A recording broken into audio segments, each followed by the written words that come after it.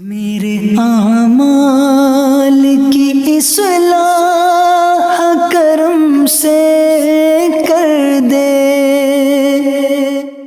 الحمدللہ رب العالمین والصلاة والسلام علی سید المرسلین، اما بعد فاعوذ باللہ من الشیطان الرجیم، بسم اللہ الرحمن الرحیم۔ پڑھیے الصلاة والسلام علیک یا رسول اللہ وعلی آلک واصحابک یا حبیب اللہ۔ الصلاة والسلام علیک یا نبی اللہ وعلی آلک واصحابک یا نور اللہ۔ درود پاک پڑھنے کے بے شمار فضائل و برکات ہیں۔ میرے آقا مدینے والے مصطفیٰ صلی اللہ تعالیٰ علیہ وسلم کا فرمان ہے، آقا فرماتے ہیں کہ جو مجھ پر ایک بار درود پاک پڑھے اللہ کریم اس پر اپنی 10 رحمتیں نازل فرماتا ہے۔ جس نے مجھ پر 10 بار درود پاک پڑھا اللہ کریم اس پر اپنی 100 رحمتیں نازل فرماتا ہے۔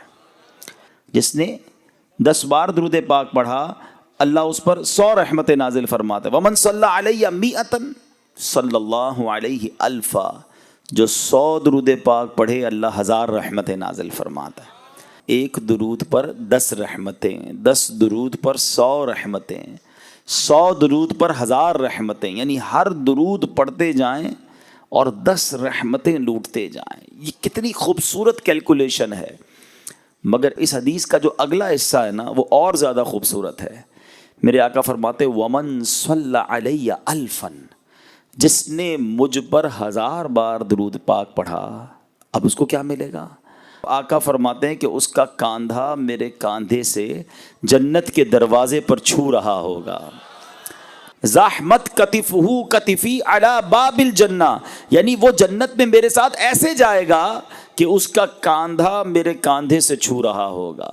گاؤں گوٹ کے لوگ تھے نا، زندگی بڑی اچھی تھی کہ جلدی سو جاتے تھے، جلدی اٹھ جاتے تھے، فضول کاموں میں اتنا ٹائم لگتا نہیں تھا۔ مگر اب گاؤں میں بھی موبائل فون آ گیا ہے، ادھر بھی انٹرنیٹ آ گیا، ادھر بھی ٹی وی آ گیا، اب یہاں کے لوگ بھی جناب راتے جاگنے لگے، یہاں کے لوگ بھی فضول کاموں میں ٹائم گزارنے لگے۔ ورنہ سچی بات یہ ہے کہ ان فضول کاموں سے بچ کر اللہ اور اس کے رسول کے ذکر میں اپنا وقت گزاریں تو کتنی برکتیں مل جائیں گی۔ میں ایک چوٹ کرنے کے لیے ایک بات کرتا ہوں، اگر یہ اعلان ہو جائے کہ صحرائے تھر میں جو جتنے بار درود پڑھے گا اتنے 1000 روپے ملیں گے۔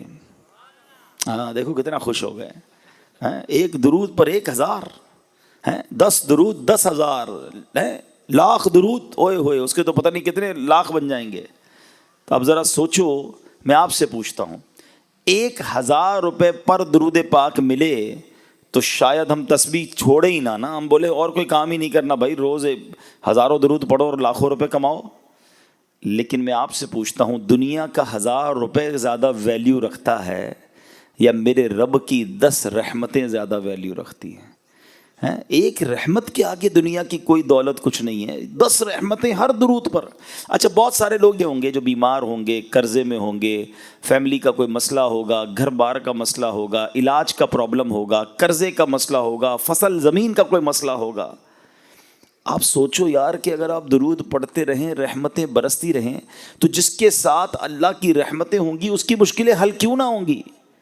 تو آج سارے بھائی نیت کریں، یہ فضول کاموں میں عجیب بس گپ شپ میں ساری رات گزار دیتے ہیں، آپ زندگی میں اپنے ذکر و درود کو شامل کریں اور سمجھو اس اپنی زندگی کی اہمیت کو سمجھو۔ ہماری زندگی یہ ہوٹل پر بیٹھ کر ٹی وی دیکھنے کے لیے نہیں آئی ہے، ہماری زندگی یہ موبائل فون ہاتھ میں لے کے گھنٹوں ضائع کرنے کے لیے نہیں آئی ہے۔ ذرا مل کر کہیے سبحان اللہ، اب کہیے الحمدللہ، اب کہو اللہ اکبر۔ کتنی دیر لگی؟ 30 سیکنڈ بھی نہیں لگے، ٹھیک ہے؟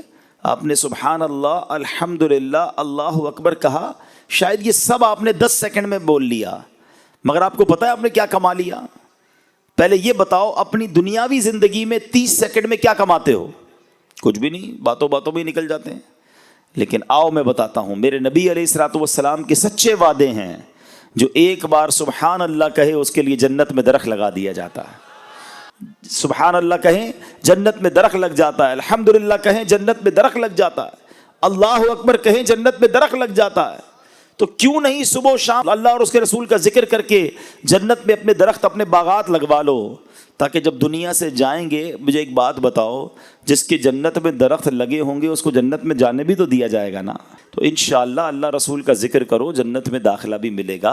اللہ مجھے اور آپ کو فضول کاموں سے بچ کر خوب اپنا اور اپنے حبیب علیہ الصلوۃ والسلام کا ذکر کرنے کی توفیق عطا فرمائے. آئیے مل کر محبت کے ساتھ بآواز بلند درود پاک پڑھ لیں. صلو علی الحبیب صلی اللہ تعالی علی محمد صلی اللہ علیہ وسلم. پیارے پیارے اسلامی بھائیوں, آج میں نے ایک ایسی بیماری کے بارے میں آپ کو بتانا ہے کہ نارملی ہم اپنی جسمانی بیماریوں پر تو بڑی بات کرتے ہیں کہ یار بلڈ پریشر نہیں ہونا چاہیے, شوگر نہیں ہونی چاہیے, کولیسٹرول نہیں ہونا چاہیے, فلاں مرض نہیں ہونا چاہیے. اچھی بات ہے, اپنی صحت کا خیال رکھنا چاہیے. لیکن کچھ بیماریاں وہ ہیں جو بڑھ جائیں تو جان لے لیتی ہیں, جیسے ہماری جسمانی بیماریاں ہیں. لیکن کچھ بیماریاں وہ ہیں جو بڑھ جائیں تو ایمان لے لیتی ہیں. اب بتاؤ کون سی بیماری زیادہ خطرناک ہوئی, جان لینے والی یا ایمان لینے والی؟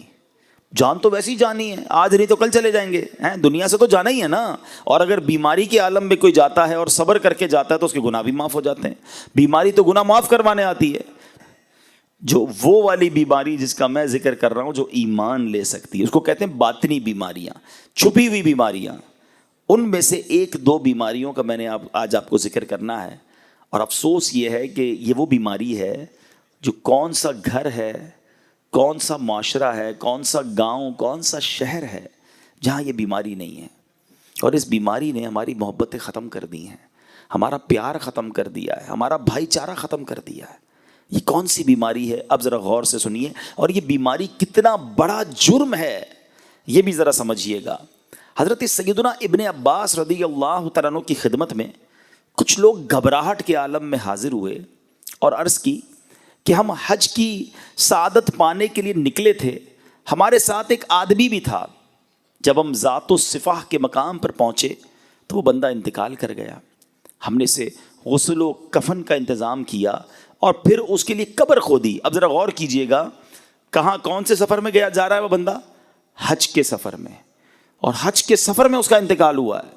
روایتوں میں آتا ہے کہ جو بندہ حج کو جائے, عمرے کو جائے اور راستے میں مر جائے تو اللہ تعالیٰ قیامت تک اسے حج کرنے کا ثواب عطا فرماتا ہے, کیونکہ وہ اس سفر میں مرا ہے نا.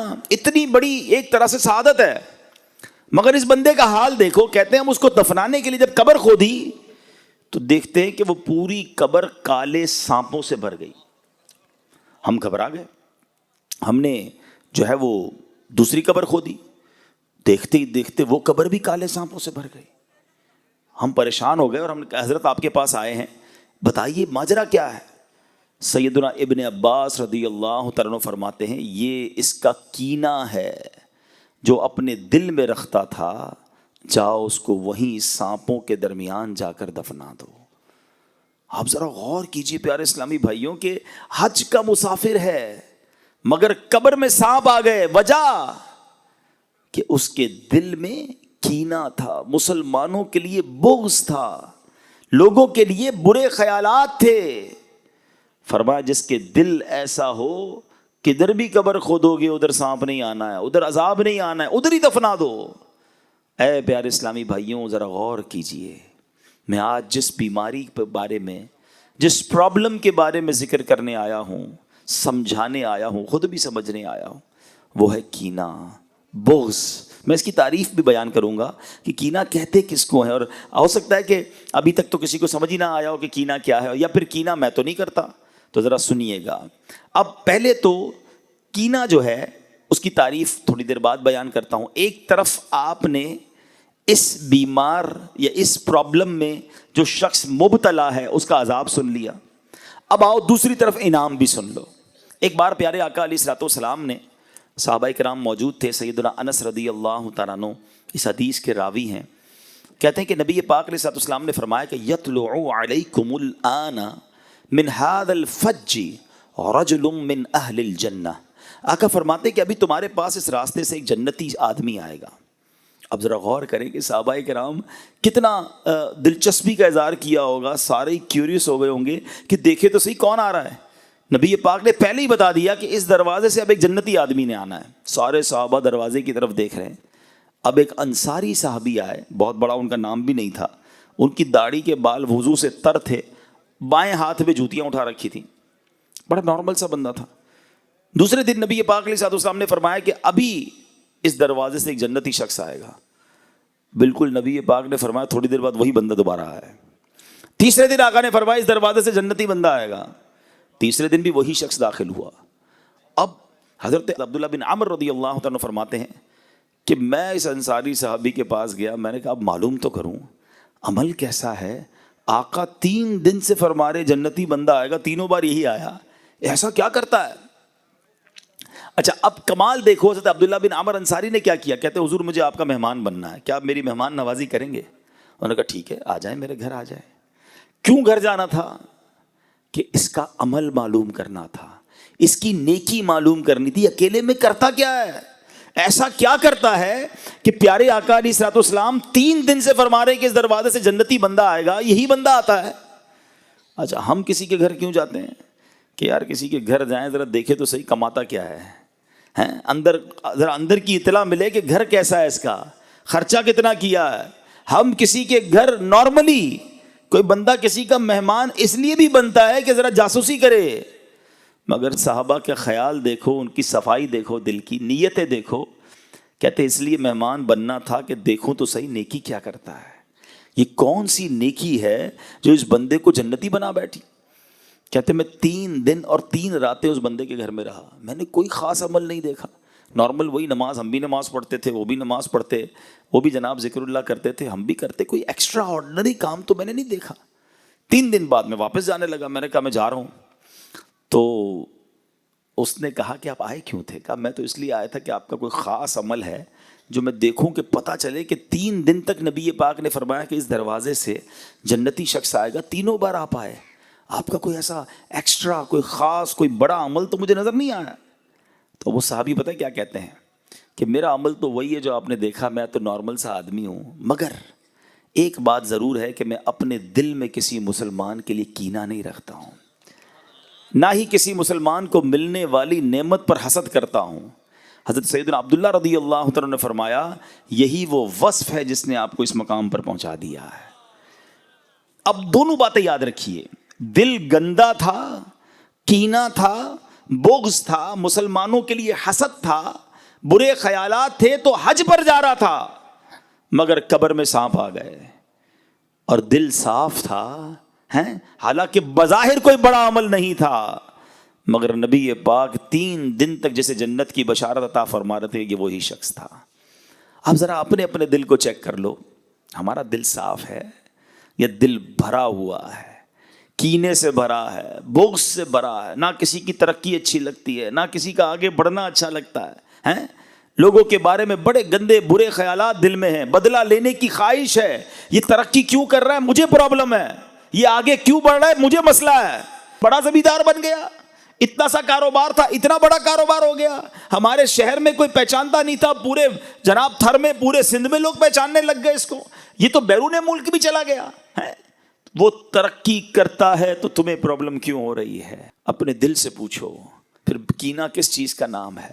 اچھا پھر کینہ تو اور خطرناک ہے، ذرا غور کیجئے گا، یہ دل ہے نا، میں اور آپ آج اجتماع میں آئے ہیں، تھوڑی دیر کے لیے سمجھتے ہیں، ماشاءاللہ اچھی بات ہے، صاف ستھرے آپ نے کپڑے پہنے ہوئے ہیں، کئی لوگوں نے آج اچھی سی ٹوپی نکالی ہے، کئیوں نے اچھی چادر نکالی ہوگی، ہو سکتا ہے عطر بھی لگایا ہوگا، امامہ پہننے والوں نے صاف والا امامہ نکالا ہوگا، اچھی بات ہے، اللہ رسول کے ذکر کے محفل میں آئے تو تیاری سے آنا چاہیے، لیکن ہم نارملی کیا کرتے ہیں، اپنے ظاہر کو بڑا صاف ستھرا رکھتے ہیں، کیوں کہ لوگ دیکھتے ہیں، جدھر بندوں کی نظر پڑنی ہے وہ لباس صاف، وہ چہرہ صاف، اچھی بات ہے، صفائی نصف ایمان ہے، اللہ لباس کو نہیں، اللہ کی نگاہ رحمت کہاں پڑتی ہے؟ دل پر۔ نبی پاک فرماتے ہیں ان اللہ لا ينظر الى صورکم واموالکم، اللہ تمہارے چہروں پر تمہارے مالوں پر نظر نہیں فرماتا، کدھر فرماتا ہے وَلَٰكِن يَنظُرُوا إِلَىٰ قُلُوبِكُمْ وَأَعْمَالِكُمْ، اللہ تمہارے دلوں اور تمہارے اعمال پر نظر فرماتا ہے۔ اب سوال یہ ہے جو لوگ دیکھیں وہ صاف ہے، جو رب دیکھ رہا ہے وہ گندا ہے۔ سوچو کدھر زیادہ صفائی کی ضرورت تھی، لباس کی یا دل کی؟ جدھر رب کی نگاہ ہے۔ لوگوں کی نگاہوں کو تو ابھی بھی ڈاج دے سکتے ہیں کہ کپڑے پہ دھبا لگ گیا اوپر چادر رکھ لی، بنیان خراب ہو گیا اوپر کچھ اور پہن لیا، اندر کیا پہنا کسی کو نہیں پتا، کیونکہ لوگوں کی نگاہ صرف ظاہر پر ہے۔ مگر رب سے تو کچھ نہیں چھپا سکتے نا۔ دل میں جو چھوٹی چھوٹی برائی، چھوٹی چھوٹی گندگی بھی چھپا رکھی ہے وہ رب جانتا ہے، وہ علیم ہے، وہ خبیر ہے۔ مگر پرابلم یہ ہے کہ آج ہم صبح سے شام تک دل صاف، کپڑے صاف، چہرہ صاف، کسی کے باتھ روم میں جاؤ تو کتنی ساری تو کریمیں رکھی ہوتی ہیں، چہرہ صاف کرنے کی الگ ہے، تو ہاتھ صاف کرنے کی الگ ہے، تو دانت صاف کرنے کا الگ حساب ہے۔ ٹھیک ہے، میں نہیں کہتا صفائی نہیں کرنی چاہیے، مگر اتنا خیال ہے کہ یار لوگ دیکھیں تو میں ستھرا صاف نظر آؤں۔ جس خالق نے تمہیں بنایا ہے وہ بھی تو دیکھ رہا ہے تمہیں۔ دل کا کیا حال ہے، کیا چھپا رکھا ہے؟ تکبر اندر چھپا رکھا ہے، غیبت اندر رکھی ہے، حسد اندر رکھا ہے، لوگوں کے لیے برے خیالات اندر رکھے ہیں، گندے گندے پلان اندر رکھے ہیں، دشمنیاں اندر رکھی ہیں۔ پھر کہتے ہو اللہ مجھ سے راضی ہو جائے، وہ دیکھ رہا ہے کہ تمہارے دل میں کیا ہے۔ نماز بھی پڑھتے ہو تو اس لیے کہ لوگ نمازی سمجھیں، لوگ تو سمجھ لیں گے نمازی، رب جانتا ہے نیت کدھر کی ہے۔ صدقہ خیرات اس لیے دیا کہ لوگ سخی سمجھیں، لوگوں نے تو دیکھا کہ میرے ہاتھ سے پیسہ نکلا غریب کو ملا، تصویر بھی کھنچ گئی۔ اللہ جانتا ہے کہ نیت کدھر کی ہے، اللہ کی رضا تھی یا لوگوں کو دکھانا تھا؟ اس سے نہیں چھپا سکتے، اسے کوئی ڈوج نہیں دے سکتا۔ یاد رکھنا، وہاں نہیں بات بنانے کی مجال۔ اعلیٰ حضرت کہتے ہیں وہاں نہیں بات بنانے کی مجال، چارہ اقرار ہے، کیا ہونا ہے ماننا ہی پڑے گا۔ ہاں مولا کیا تھا، میں نے دکھاوا کیا تھا، میں نے تکبر کیا تھا، میں نے بغض کیا تھا، میں نے دشمنی رکھی تھی، میں نے لوگوں کے لیے سب کیا تھا۔ ادھر نہیں بچ سکو گے۔ خدا را بات کو سمجھو، اپنا دل صاف کرو۔ اور دل میں جس بیماری کا آج میں ذکر کرنے آیا ہوں یہ بہت خطرناک ہے، اس نے ہماری محبتیں ختم کر دی، ہماری رشتہ داریاں ختم کر دی، ہماری دوستیاں ختم کر دی۔ ساتھ بیٹھتے ہیں، کھانا بھی ساتھ کھاتے ہیں، ایک ہی گھر میں رہتے ہیں، مگر دل میں ایک دوسرے کے لیے کینہ ہے۔ اچھا ملیں گے بھی مسکرا کر، ماشاءاللہ کیسے ہیں، ٹھیک ہے، سب خیر ہے، دل ہی دل میں ہو رہا ہوگا تباہ ہو جائے یہ بندہ۔ ساتھ روز کھاتے ہیں، وہ آ کر بتاتا بھی ہوگا یار اس بار فصل بہت اچھی ہوئی، اللہ نے بڑا کرم کیا، باجرہ بہت نکلا، ارے گوار کی فصل بھی بہت اچھی ہوئی، اللہ نے بڑا کرم کیا، مونگ کی دال اس بار تو کمال ہو گیا۔ وہ کمال ہو گیا کہہ رہا ہے، اندر جلن ہو رہی ہے کہ اس کو کمال کیوں ہو گیا۔ اور سوچو یار وہ دل کتنا گندا ہے جو کسی مسلمان کی ترقی پر افسوس کر رہا ہے، جس کو کسی مسلمان کی خوشی میں پرابلم ہو رہی ہے، اس دل کا کتنی گندگی ہے اس دل میں، اور وہ ہمارے دل میں اگر ہے تو۔ اور یہ کتنا برا عمل ہے، میں نے دونوں عمل بتا دیے۔ کینے والا دل سانپ والی قبر میں گیا، اور جو دل صاف تھا اس کو آقا نے جنتی فرما دیا۔ اب طے آپ نے کرنا ہے کون سا والا دل رکھنا ہے۔ سنو اب میرے پیارے اسلامی بھائیوں، کینے کی ذرا تعریف بھی سمجھ لو، تھوڑا حسد سے یہ ہٹ کر ہے۔ حسد الگ ہوتا ہے، کینہ الگ ہوتا ہے، مگر یہ بہت قریب قریب ہیں۔ کینہ یہ ہے کہ انسان اپنے دل میں کسی کو بوجھ جانے، اس سے دشمنی اور بغض رکھے، اور یہ نفرت کی کیفیت ہمیشہ باقی رہے۔ اب اس کا ٹیسٹ پتہ ہے کیا ہے؟ چھوٹا سا ٹیسٹ کر لو۔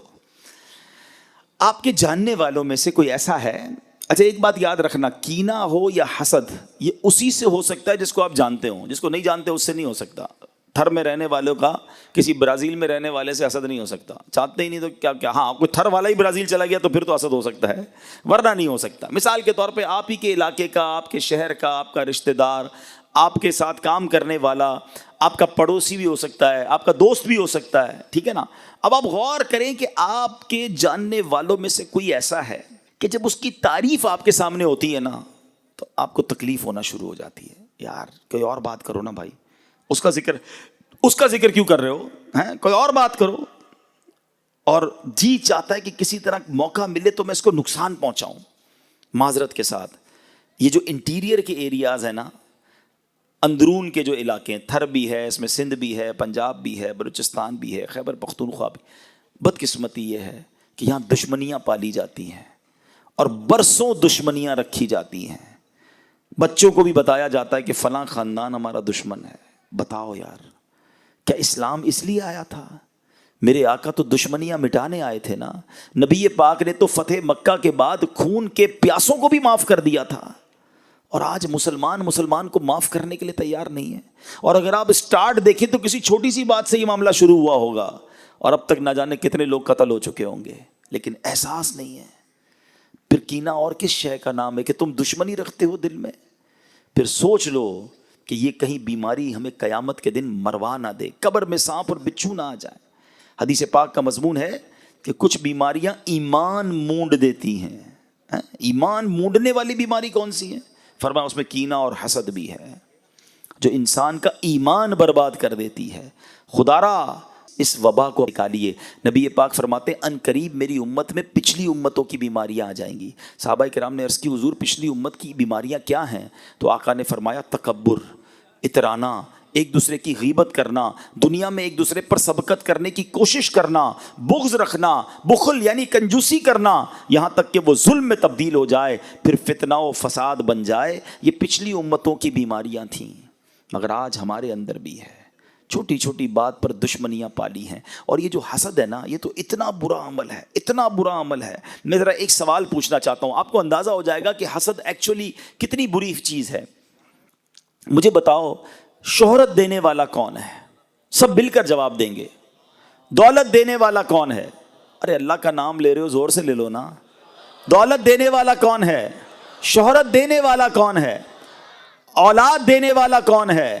عزت دینے والا کون ہے؟ روزی دینے والا کون ہے؟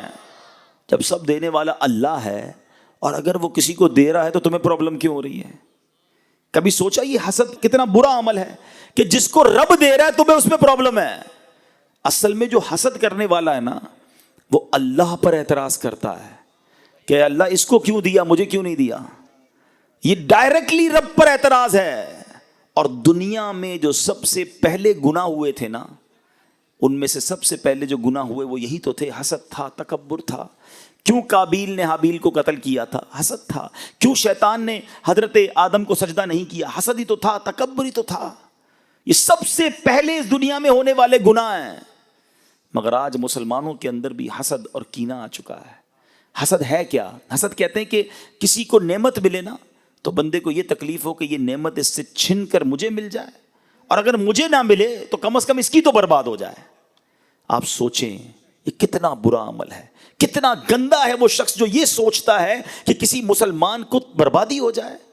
ایک بات یاد رکھنا، جو دوسروں کا برا سوچتا ہے نا، اس کا خود ہی برا ہوتا ہے. کوئی کسی کا بگاڑ نہیں سکتا. ہاں، حسد کرنے والا جلتا رہے گا، کم کسی کا کچھ نہیں کر سکے گا. جو اس کے نصیب میں اس کو مل کر رہنا ہے.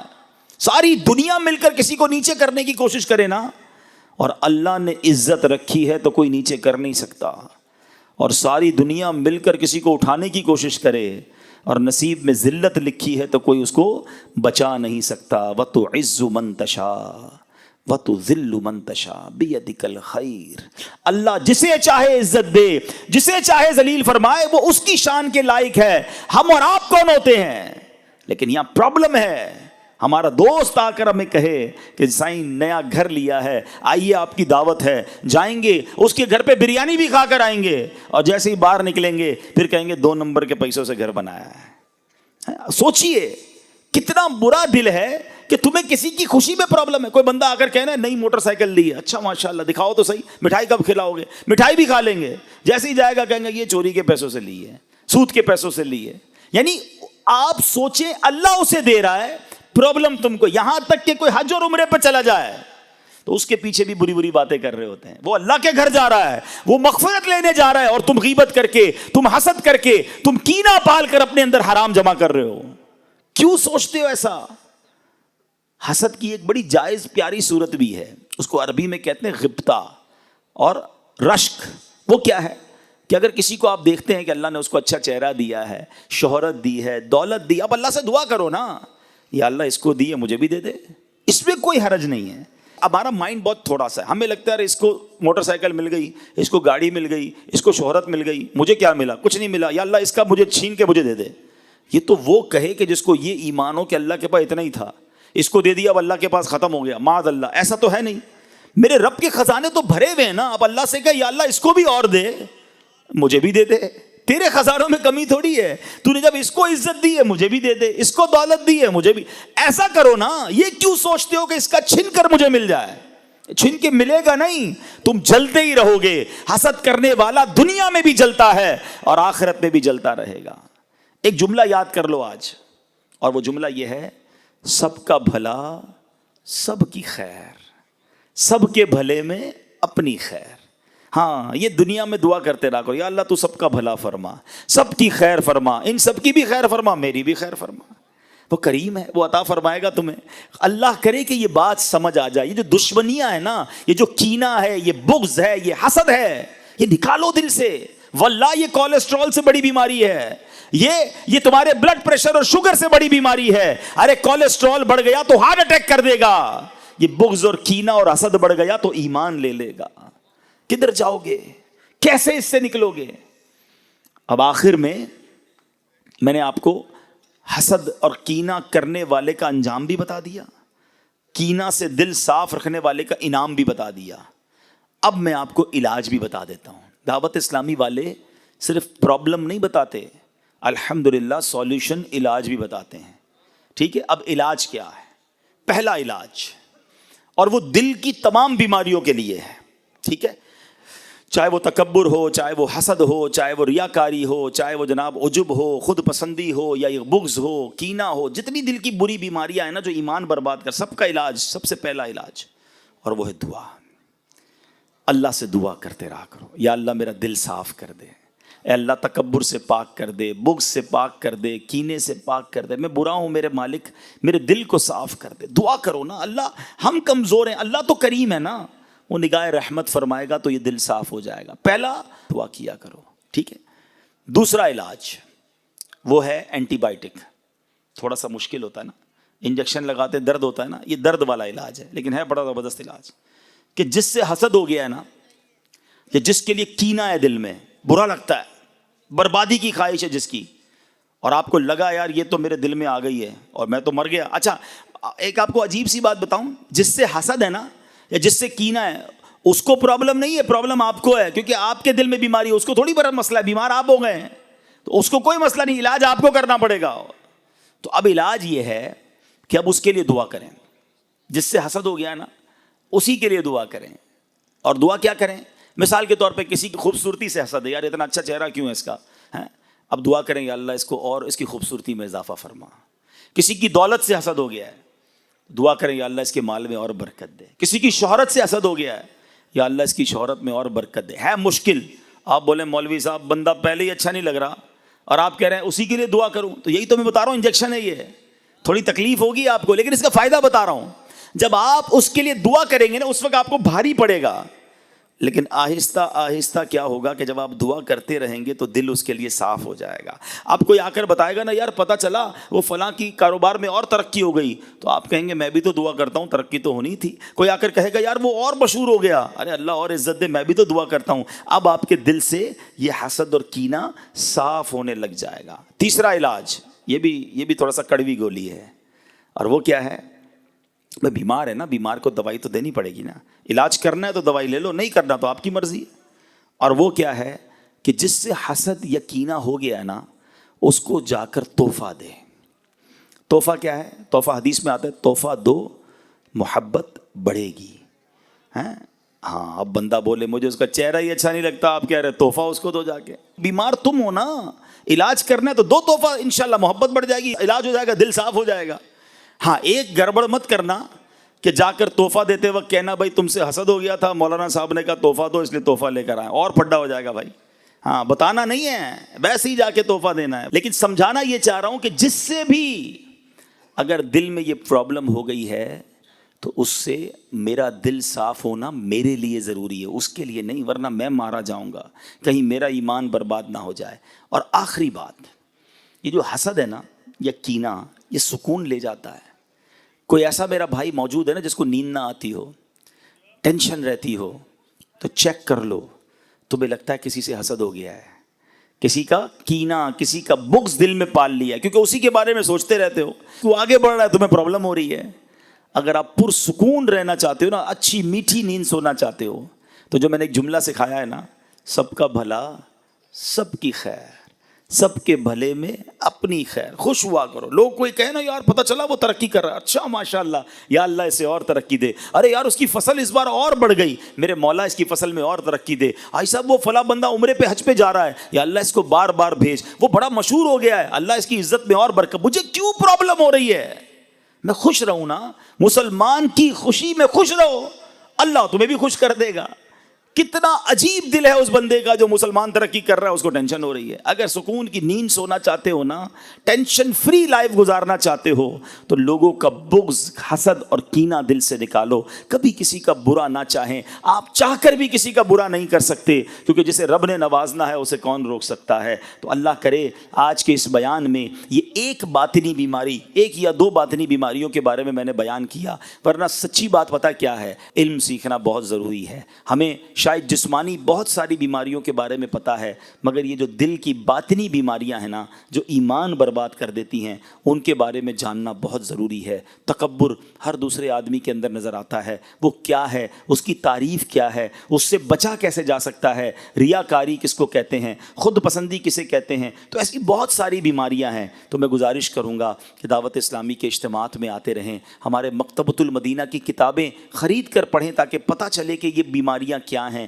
ایک کتاب کا نام بھی بتا دیتا ہوں، اس کتاب کا نام ہی یہی ہے، باطنی بیماریوں کے بارے میں معلومات۔ ایک ہی کتاب میں بہت ساری باطنی بیماریاں ڈیٹیل کے ساتھ لکھی ہیں۔ خدا را پڑھیے، ایک دوسرے کو یہ تحفے میں دیجیے، کتابوں کا تحفہ دینے کا رواج ڈالیں تاکہ علم پھیلے۔ کسی کو کتاب دیں گے، وہ خود پڑھے گا تو بھی آپ کو ثواب ملے گا، وہ کسی اور کو دے گا پھر بھی آپ کو ثواب ملے گا۔ تو ہمارے تحفے بھی ایسے ہونے چاہیے جو صدقہ جاریہ والے، یا آگے رہنے والے، یا آگے بڑھنے والے ہوں۔ اللہ کرے کہ ہم سب اپنے دل کی صفائی کرنے میں کامیاب ہو جائیں۔ الحمدللہ دعوت اسلامی کے پیارے ماحول میں ایسی باتیں سیکھی اور سکھائی جاتی ہیں۔ دعوت اسلامی کے اجتماعات میں آتے رہیں، مدنی قافلوں میں سفر کرتے رہیں، تو انشاءاللہ بہت کچھ سیکھنے کو ملے گا۔ اللہ ہم سب کو علم دین سیکھنے کی توفیق عطا فرمائے، آمین بجاہ النبی الامین صلی اللہ تعالی۔ میرے اعمال کی